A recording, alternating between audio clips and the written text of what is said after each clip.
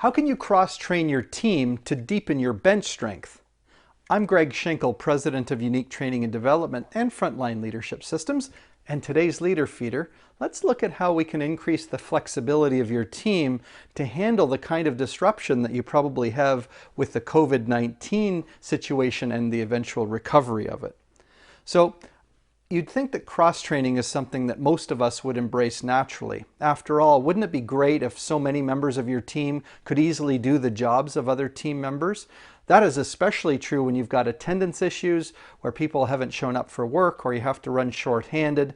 If you had more people doing more of the critical jobs, then you'd be able to establish production even during the times when you're shorthanded. So, how can you ensure that your team is capable of handling all the key jobs? Well, keep in mind that I'm recording this again during the COVID-19 period where your team is being probably put through more of a test than ever before. Some are speeding up and having to meet higher than ever production demands, while others, of course, are more downsizing and slowing down to deal with reduced or drop in business. So either way, of course, your team needs to be able to flex and flow to the work. If they're able to do that, then they're basically the most flexible team that you could have in helping you achieve your production targets. So when you're shorthanded, it might seem impossible to keep up with production, but what are some of the most crucial jobs? In fact, that becomes leadership tip number 1 today. Identify what the most crucial jobs are in your department. Where is it critical that you have more people to be trained?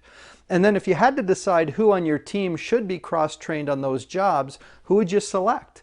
Usually if you look at your team, you could actually keep track of who's qualified in which jobs, and it would be easy to identify who should be cross-trained next on a particular job task.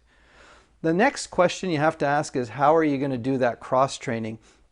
And this is a real challenge for many supervisors and leaders, because when you think about it, most of the time you're running fairly tight on labor. You don't have a lot of extra people around, so to double them up for training purposes can be a bit of a challenge.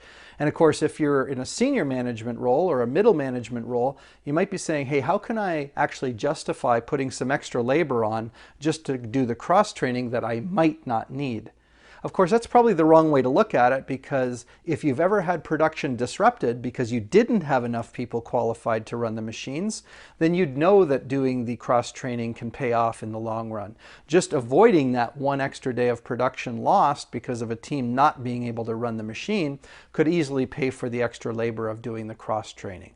So be innovative, think through what are the ways that you could do it. Another suggestion that I have is recognize that sometimes downtime comes to you unexpectedly. A machine could go down, either up process from yours or maybe downstream, and you're told, hey, you got to stop production. What if you had a cross-training ready to go, so at that very moment you could take advantage of the 15, 30 minutes or 2 hours of downtime to go ahead and re-qualify one of the people on your team to do a job that you are lacking in flexibility? Work at it systematically. It's not something that you have to fix in one shot. But make that business case and you'll find that you can get more of your team cross-trained, and as they are, it'll increase your flexibility as a leader. Now, to help people deal with not only the COVID-19 situation, but just become more capable in general, we've done some workshops that are recorded on stress resilience. Those are in previous Leader Feeder segments, but you'll find it on our store at uniquedevelopment.com. We're also adapting to the new reality and delivering training remotely using the technology like you see here, and even more than what you're seeing here. So you can look at that on our website. So whether you want us to come in and do live training like we normally do, or you want to take advantage of this new flexibility to deliver the training remotely while your internal facilitators lead people through activities, we're here to help. Look us up at uniquedevelopment.com or connect with us on our social media platforms.